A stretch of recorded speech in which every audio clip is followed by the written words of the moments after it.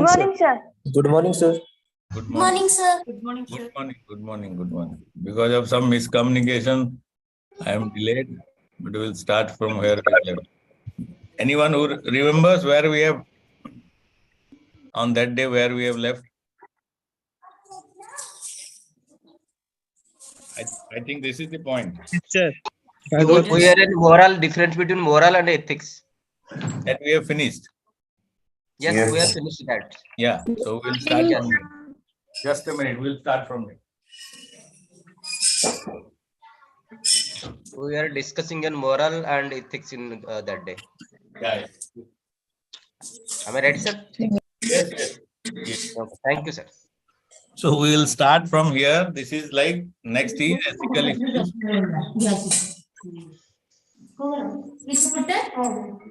जोटी किसी background noise होगी kindly. Sir, mute to everyone, please, sir. So this was also over ethical issues for leaders. That was also over. 10 points we had discussed. This also we.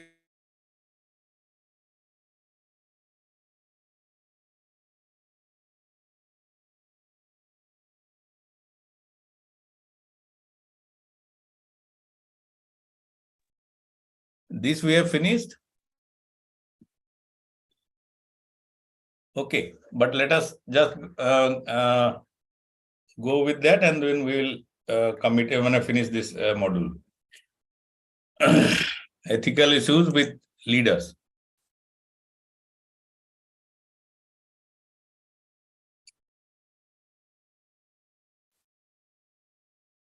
The meeting.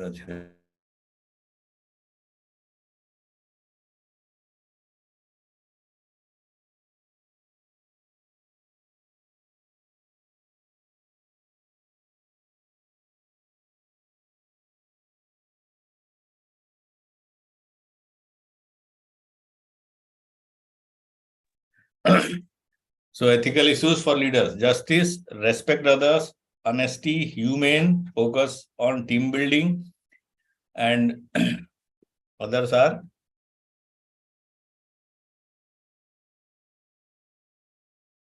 value-driven decision making, encourages initiative, leadership by example, values awareness, no tolerance for ethical violation. I don't know if you can selectively unmute.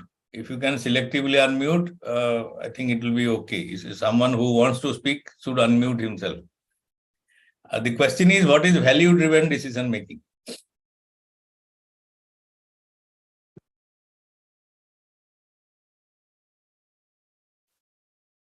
What is value-driven decision making?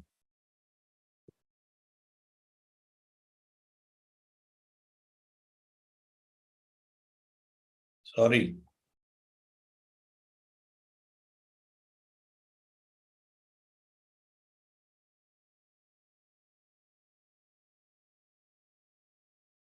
Can anybody say something?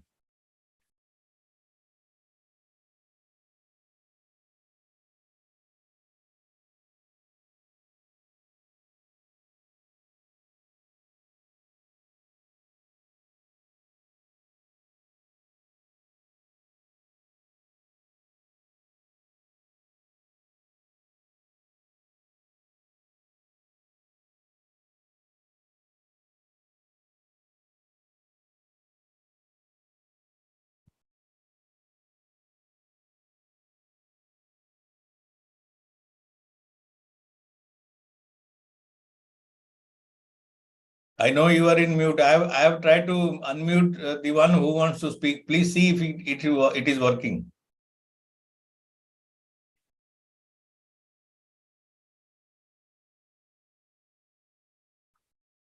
I have ticked on a option of that you can unmute yourself for speaking. Can you do that? Not working. Okay. So let us not get into that. We will just try to see what we can discuss. Value-driven decision making is, you have a proper a code of ethics, or you have a set of values which you want your team to follow. So whatever decision you are taking, that value should be guiding. Those guiding values should always be adhered to by everyone in all the decisions you are taking. Second, the word called adding value. Adding value means you are really bringing in some inputs which is expanding your ideas or making it more progressive, making it more useful for the organization and all. So whatever you are doing in the organization or as a team, if the leader allows those things which will create some value, bring in some additional things, bring in some proper positive things into the system or into the team's performance, that is can be value driven decision making. So first of all, you should have a set of values which will be followed by everyone, and each and every decision or each and every work of the team should be based on those values, guided by those values. Then encourages initiative. A true leader will always try to. Sagarika Sahu wants to say something or what? Okay. So a true leader will always like that every member should take some initiative. He should not be just a follower. He should behave like a self-driven man. He should be proactive, or she should be proactive. So that is also the leader's job, to make people take initiative. And when will someone take initiative? First, when your team member are sure that even if they go wrong, somewhere, there is every possibility that the leader will help them or protect them, or will be there to share the risk. So, because everybody is risk averse generally.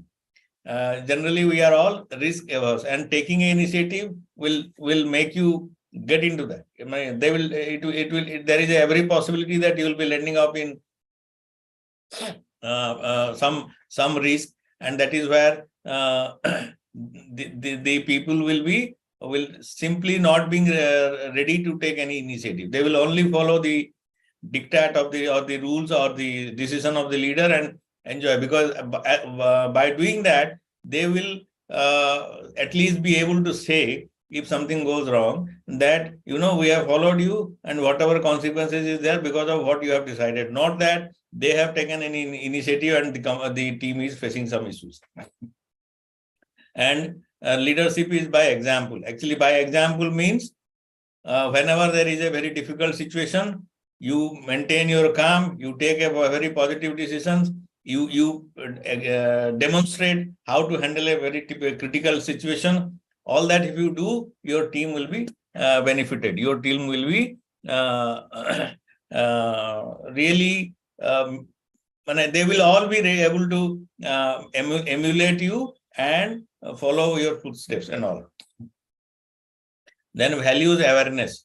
An ethical leader will regularly discuss the high values and expectations that are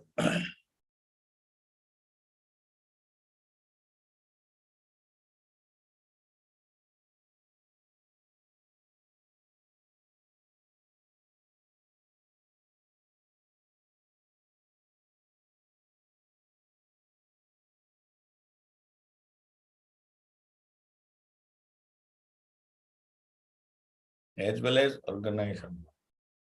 I don't know what is that.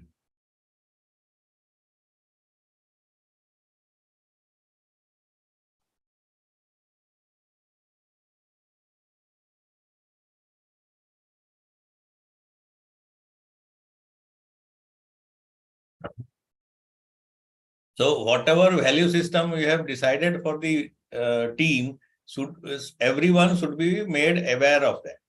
And if required any change, or if somebody doesn't agree, or if some team member wants some modification, which is justified, and so you have to discuss all that and make people clear that this is what we are going to follow with a consensus. It is not like an imposed value system.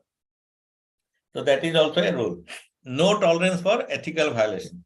That must be there. Otherwise, leading by example also will not be there. If you start tolerating violations of ethics or the values you have put in for the team, then you are really not leading by example. Suppose there is a situation where it seems that by compromising on the values and ethics, you can get over that situation immediately without much loss. So whether you will do that or not, that should be very clear. I can give you some examples. If you are working in an industry, when you are dealing with public, when you are dealing with even some government institutions or situations, there may be certain point of time that you may have to pay a bribe. I'm saying this because in my whatever 33, 34 years of life, corporate life I have passed, I have seen this is a reality. This is not a we can't say without bribing and all you can manage your organization. I feel that is as on today that becomes impossible. So if that is so, now if that is so, then the problem is, then how can we say that we are an ethical society or ethical company and we have a very strong value system, all that, how can you say?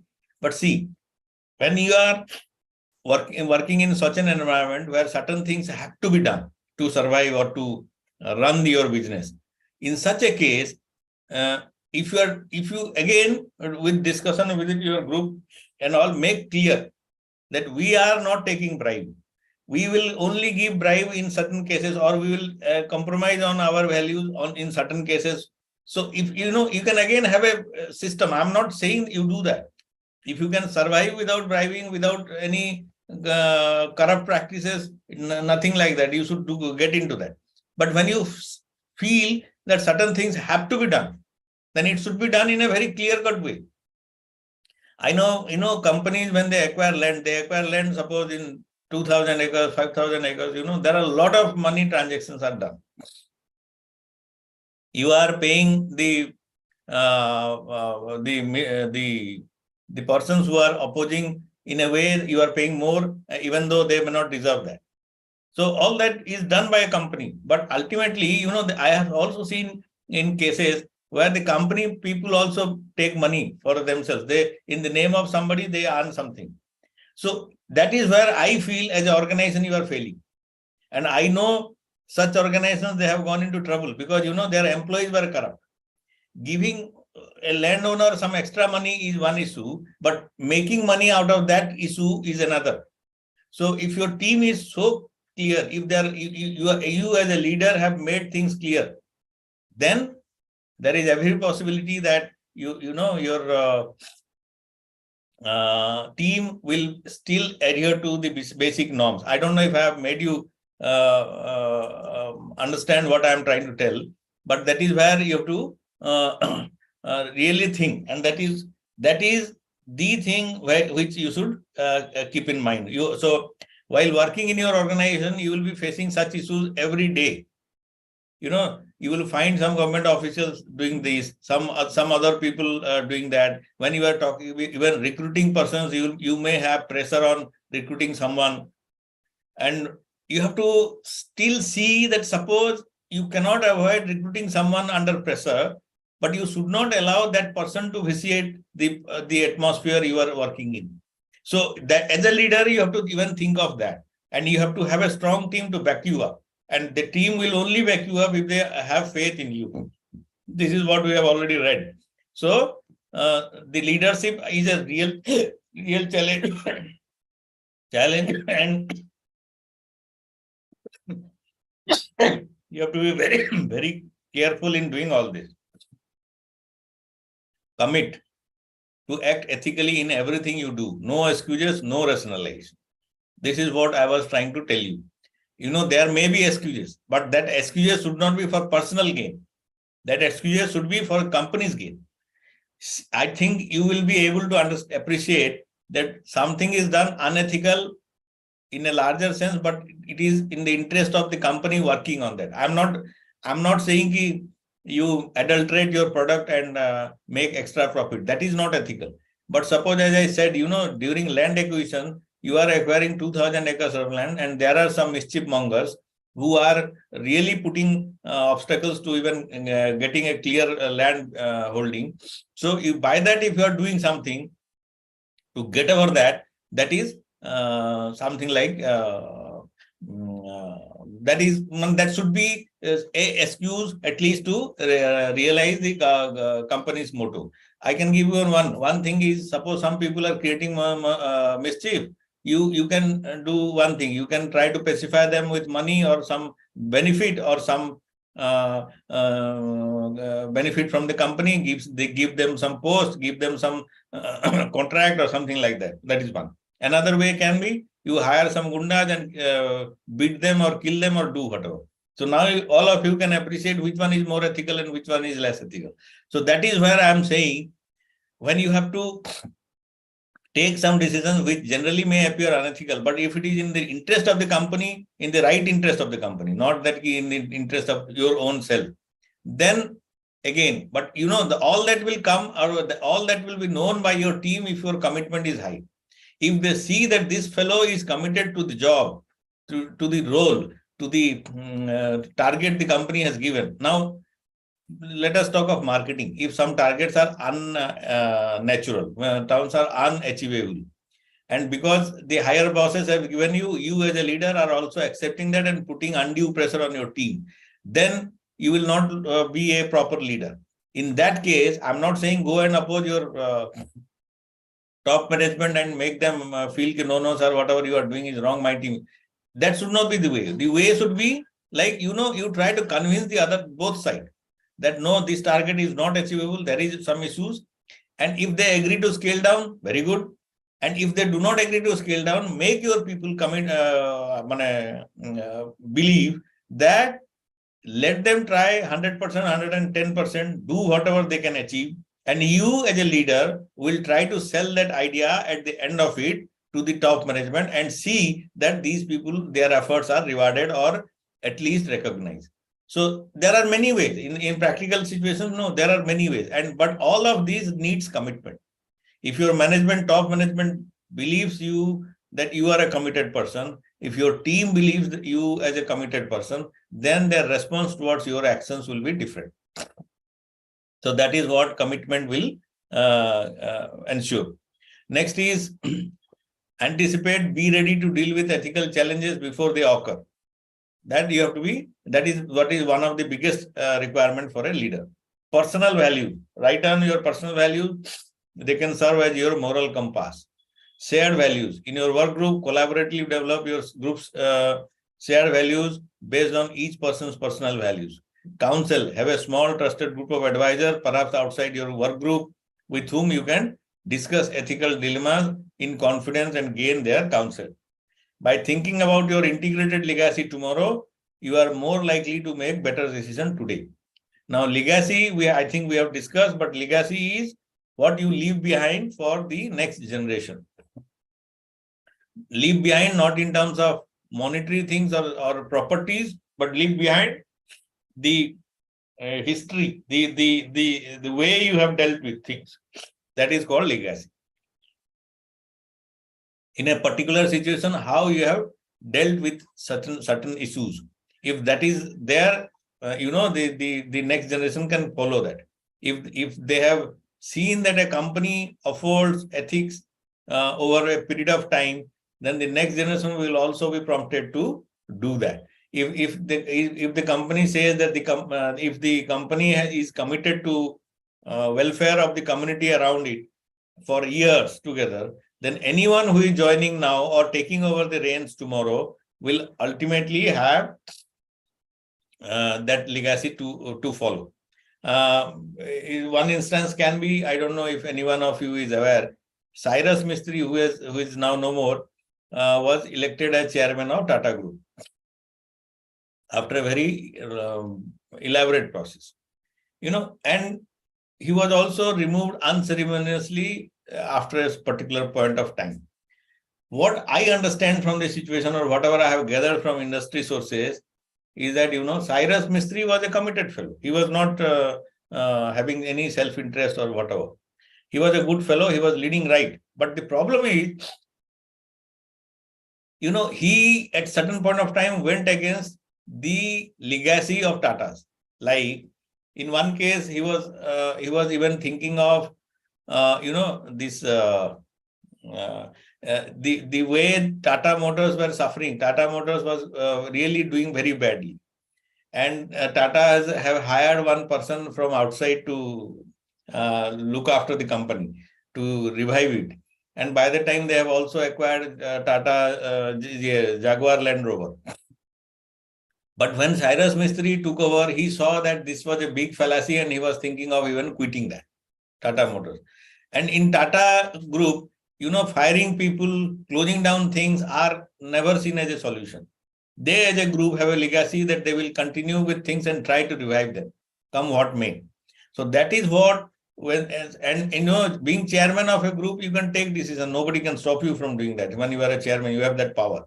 So unless Tata removed Cyrus Mistry, there was no way that Tata was going to stop him from taking those decisions. And that is where, this is one of the things. I'm not saying this is the whole thing, but such things go against legacies. And companies really guard, big companies, good companies, ethical companies, they always try to guard themselves against this.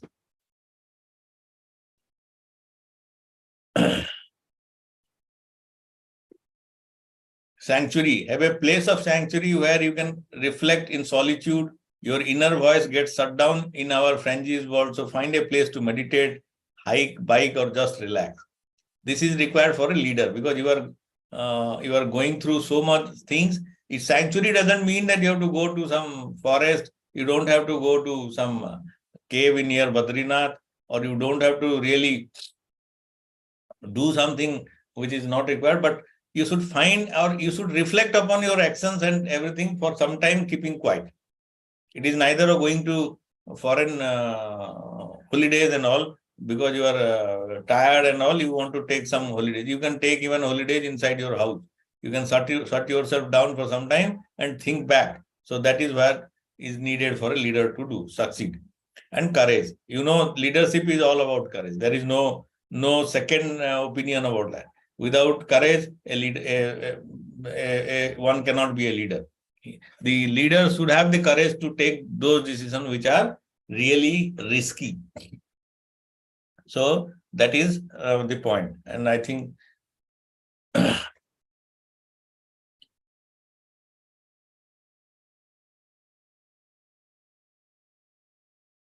so last point is, increasing number of investors are seeking out ethically operating companies to invest in. If some of you are investing in companies, that, shares, if you are investing, that there are certain companies which are called blue chip company. Blue chip company is not that they have a color of blue or they have something called a blue chip with them. No, it is their way of doing business, and over a period of time, they have proven their worth, and the company values or the market values their shares. So in blue chip companies, if you want to be a blue chip company, if you want people to seriously invest in your company, in your shares, then nowadays you have to be seen at least ethical. If you are not ethically, you are ethical 100%, but you have to appear, or you have to make people realize that you are ethical. So in such a case, then your market capitalization will increase, and you will be recognized as a good company. So now that because of that, without investors, you can't really expand, you can't really run your company. So now people are trying to be ethical, and that is how even countries are forced to sign carbon footprint steps to minimize carbon footprint. Unnecessary taxes are being removed by WTO. Equal playing area is given to most of the companies internationally. Countries are not allowed to operate in isolated way. They can't protect their own interest even if it is inefficient. So all these are the effects of globalization, and ethics, business ethics is also taking a very front space in this era of globalization, and where many of the big businesses and most of the big businesses are made to follow business ethics. So that is why everyone should understand what is business ethics and try to follow that. Fundamental ethical issues and long-term goals. The most fundamental or essential ethical issues that business must face are integrity and trust. Are integrity and trust. What is integrity and what is trust? Can somebody write in the chat?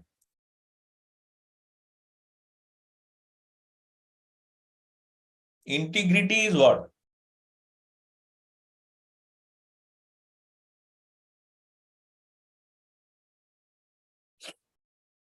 Anyone who is ready to respond?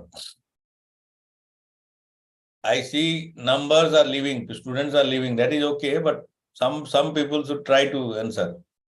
Strong personality.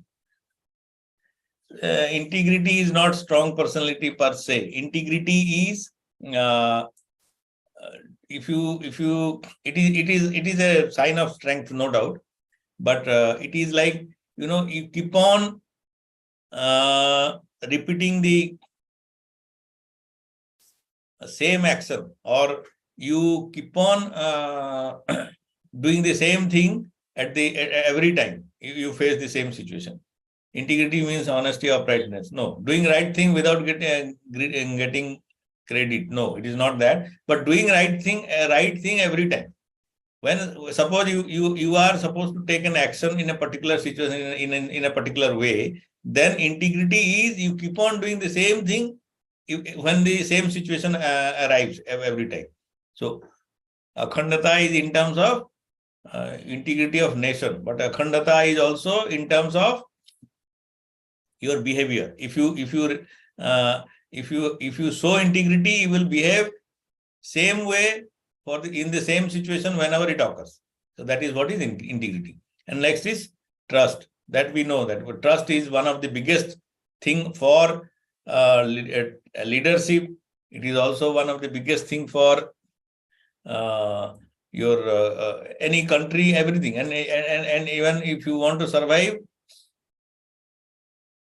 that is also one of the major requirements. Okay.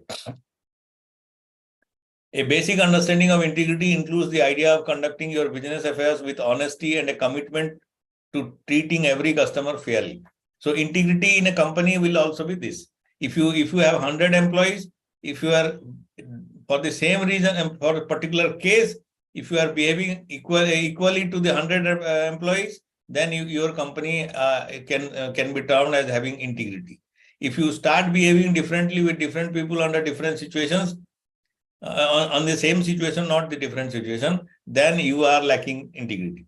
When customers think a company is exhibiting an unwavering commitment to ethical business practices, that is called integrity. A high level of trust can develop between the business and the people it seeks to serve.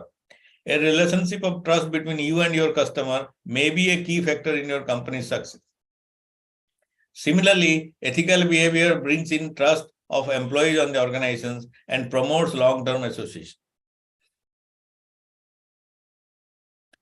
Ethical behavior brings in trust of the employees on the organization and promotes long-term association. So if you are an ethical company, people will try to stick. There will be less of attrition. People will not be leaving easily because they may not find that everything is the same situation everywhere to work with. So they will be sticking with your company, and every company knows what is the value of an employee who wants to serve in that company or for longer period. There are policies of companies. If you work for long time, you will get more benefits. And why that is? Because each time a new employee is recruited to a company, the company has to reboot. They have to replan. They have to retrain. They have to make things, give some time. So that is why people want continuity, and following ethics will allow people to continue. Employees will be at least benefited. They will be happy.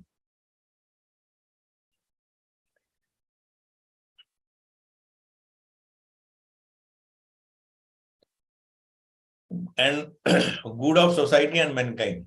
business ethics from the backbone of form the backbone of a good business. Good business in turn drive progress and ideally builds a good society. We all know this. A company which is run ethically will never try to pollute, will never try to cheat, will never try to adulterate its product, will never try to run away from responsibilities. You know, you have heard many times that car making companies in the world, they recall batches of car, even though it is sold and people have used. When they find there is something is wrong, when they realize after the sale of the car that something has gone wrong and some substandard thing have gone into the system, they will recall that car without any feeling. You know, somebody may feel that, like, you know, when we commit a wrong thing, we are all we are all in dilemma to come out and say we have done something wrong. We feel that we will be losing our face, will be treated badly, will be taken as a non-serious player, something like that. And we always try to hide our mistakes. And that is where we go wrong. If you are an ethical person, you will always try to own responsibility. So similarly, I have seen that recalling cars and suo moto you are replacing things will build your image more than hiding things and not accepting your fault. So in Europe, that is a standard, and I think Maruti in India have done it many times.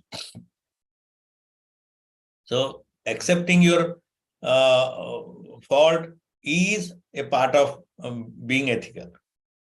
In particular, business ethics that focuses on corporate social responsibility and sustainability raise the bar for performance both at the individual workers level as well as that of an organization. If you're we all know in our cities and states and country, we are facing the issue of plastic pollution. We know we are all facing that issue.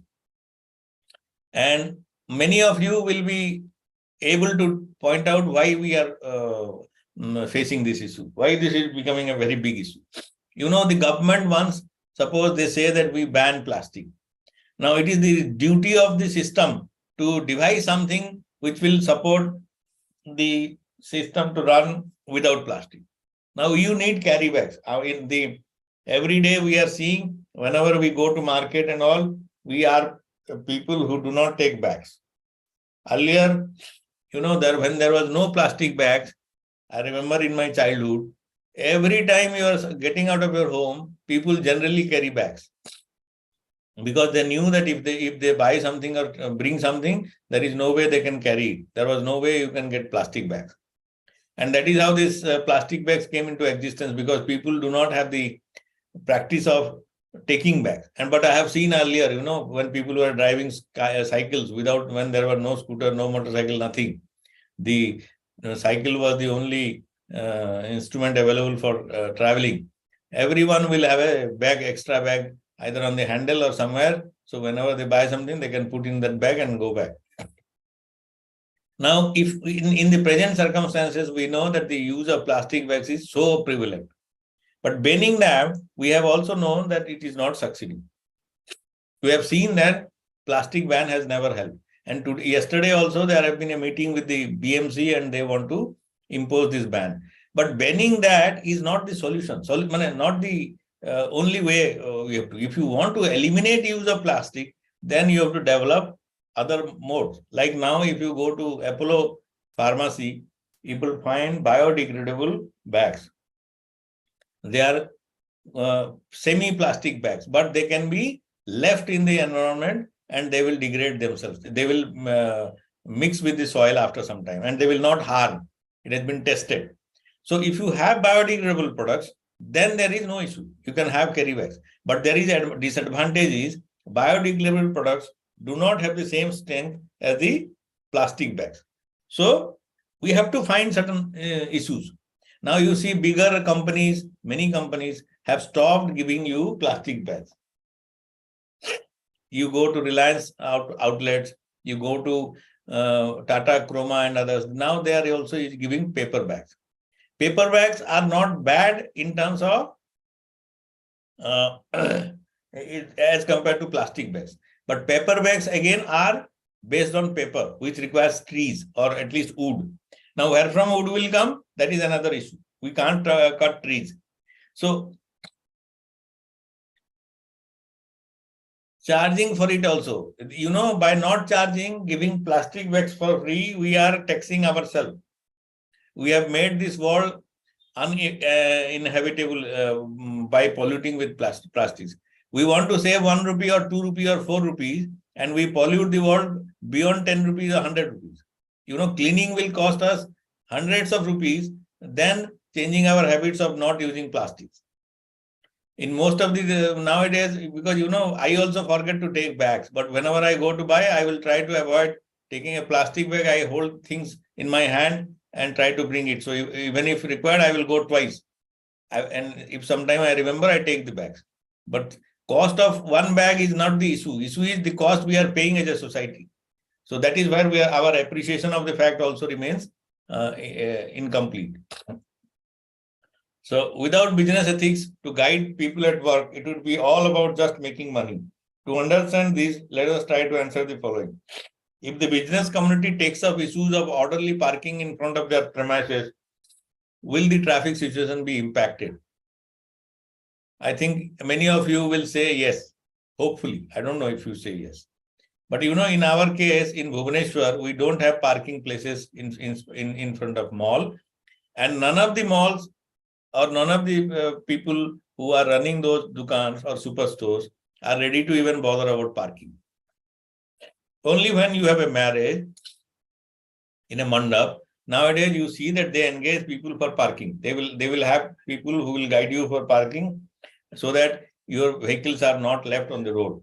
But if you go to any shop, anywhere, you will see in a big cities like Bhubaneswar, parking is a major issue. So whether the shop, the business community has some responsibility or only the municipalities should take all responsibility. That is what will be an ethics. If the business community become tax compliant, with the tax authorities will be able to take undue advantages. This also, I think all of you will agree that if we become tax compliant, the corruption in tax department will come down. I think we want to save, as somebody was telling, but charging for it also. We want to save penny wise foolish, we say, or penny or something like that. There is a call. You become foolish because when you try to save a penny, but you lose pound. So similarly, we want to save something and make people corrupt. But if we adhere to rules and regulations, we do our things properly, then we have nothing to fear, and the tax authorities will cannot take undue advantages. I'm not saying corruption will be eliminated fully, but there is a possibility that things will change. Nowadays, government trying to streamline income tax part, at least for individuals. We know that many things have come down. Earlier, when we were working, when there was no online, even I have known people from income tax department, the clerks who make the checks for refund, will bring those checks to you when you have a substantial amount of refund, and they expect you have to pay them something. They will come to your office, deliver you that, only with the expectation that you will pay something to them. Now with bank digitization and all, we know that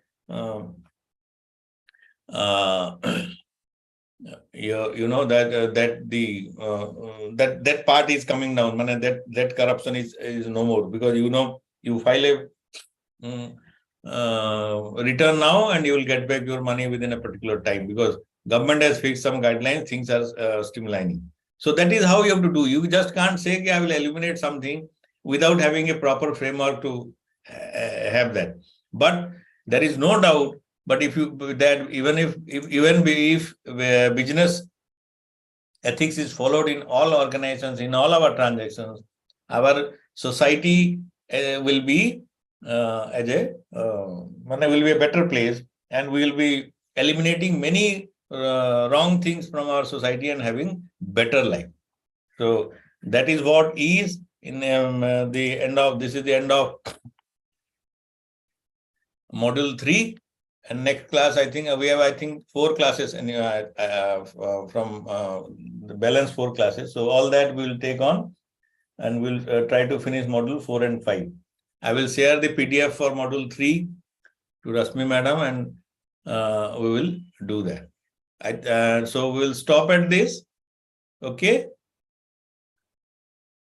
Can somebody, the organizer, unmute? Atika unmute kar dabo ki pilangu. Again, sir, for those. Is there any question? Please. You can ask if you have some, if you want to know something, if you want some clarity. I think you have been unmuted. So if you have been unmuted, please, you can speak.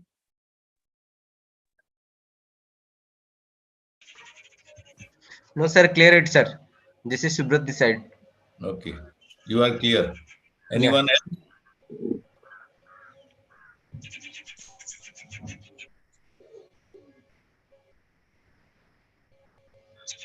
Anyone else?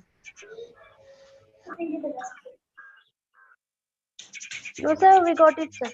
Okay. So we can. Okay, sir. Thank you, sir. Okay. Thank you, sir. Thank you. Thank you, sir. Thank you. Thank you, sir.